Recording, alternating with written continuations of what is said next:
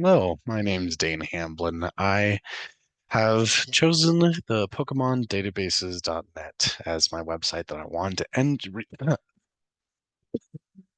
sorry, to reverse engineer. Um, I I first started out with identifying what exactly is this website like holding, you know? It's Pokemon database, right? So it has every single Pokemon that every game has ever made on this website and in its database. And so I wondered how exactly does it actually store that information? So as we can see here, we have just a list of all the different Pokemon here, right? So one of the entities that we would have, I did an ERD on it, my SQL or the workbench here, and I just said that we'll have Pokemon. So each Pokemon should have its own ID, right?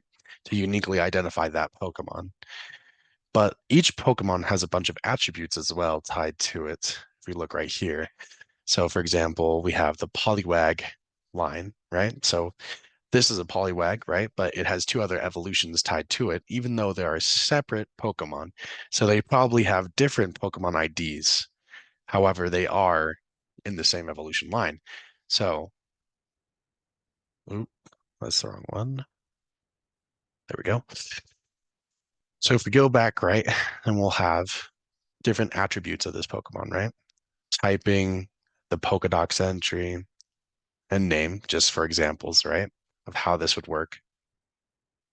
And so, right, we would have the Pokemon, right, have an ID, right, but its name comes from here. This is going to be our linking table. I don't know if this is exactly how they do it though, but it would have different names for their IDs.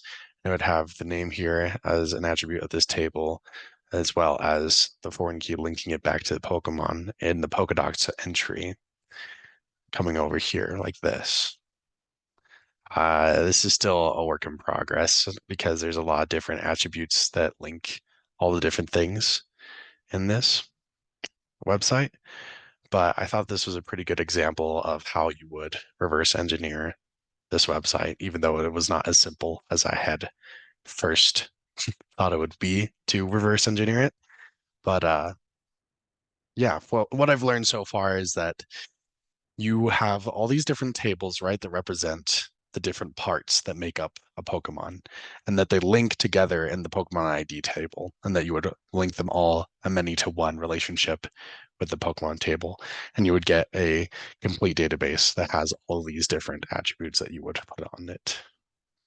Anyway, thank you for listening to my video presentation, and let's see here. Okay, that's all.